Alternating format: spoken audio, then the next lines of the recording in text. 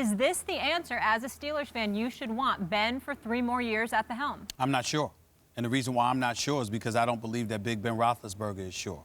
I don't think that at this point, I mean no disrespect. He's a great quarterback. He's a future Hall of Famer. He's thrown for over 51,000 yards in his career. He's got like a 135-63 record as a starting quarterback for the Pittsburgh Steelers. He deserves our profound respect. I mean no disrespect. I'm just trying to point to what we're seeing from him. The fact of the matter is it vacillates from year to year. Those who cover him would know better than me, Pittsburgh Post-Gazette and beyond, and I will defer to folks at Steeler Nation.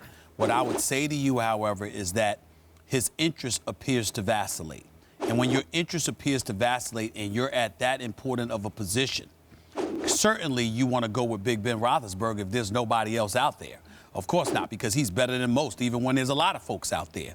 The flip side to it is that he has taken so much punishment in his career. Next season, March, he turns 36 years of age. Ben Roethlisberger is 36 going on 46 in terms of the amount of punishment he has had to absorb in his career.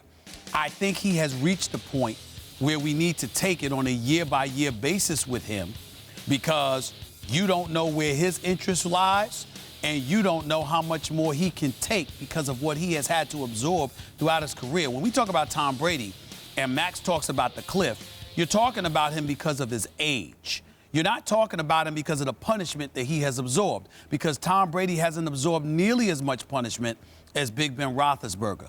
Because of that, and because that has provoked Big Ben Roethlisberger into sort of questioning his own resolve from time to time in terms of him wanting to do it, I would say rather than 3 years, you take it year to year. I can understand where his confidence comes from because he has spoken glowingly about his offensive line, and all of them are under contract for next season. So that gives you reason to feel good, particularly when Antonio Brown is still there and you're expecting Le'Veon Bell to be back because he's going to get franchised again. And Martavis Bryant is now saying he wants to be back. I get all of that. But I still go year to year because I got to wait and see. I've seen this guy go back and forth wondering whether or not how bad he wants it.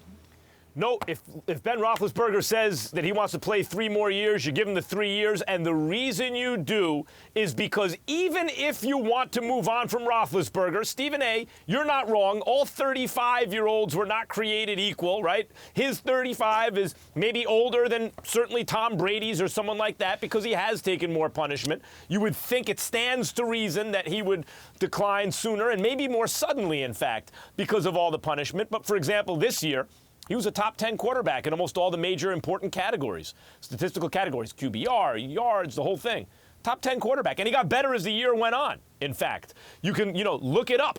But so he's still performing at a high enough level, and he's a Hall of Fame quarterback with a great coach. I mean, Tomlin, I felt, cost him the game. And I thought he was the culprit if you want to pin it on any one person. But he is a great coach, and he has a great quarterback. And when you have that coach-quarterback connection, you're usually in contention. And then you have the weapons. You mentioned him, Antonio Brown, one of the greatest wide receivers who ever lived, still appears to be in his prime. There's no defense for him. And then Le'Veon Bell, one of the greatest running backs you'll ever see in his prime. Maybe not even there yet. Who knows? So there is a win, and an O-line. You mentioned that too. And this year's, the defense was better than it had been in previous years. So there's an opportunity there. And more than all of that even, Stephen A., even if the plan were to move on from Ben Roethlisberger, the question is, to whom? The Pittsburgh Steelers, largely because they have Ben Roethlisberger, will not be picking at the top of the first round anytime soon.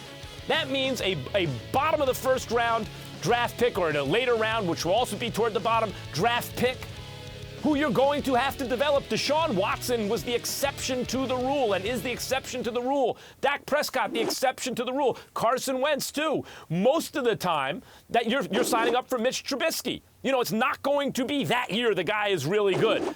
Hey, maybe I see something. Maybe we can develop this guy. Maybe he has to hold the clipboard for a guy like Ben Roethlisberger for a couple years. So even if you think he's only going to be good for 2 out of the 3 years, then you may have to rebuild after that. It's going to take you that long to identify, hopefully successfully, and develop successfully his successor. For all of those reasons, if Roethlisberger, who you're right, said, a lot of what you're talking about, Stephen A., has to do with the fact that he said he wasn't sure if he wants to play. But apparently he's made up his mind and he does want to play. And if you're the Steelers, you'd be crazy not to give him the 3 years if he wants it.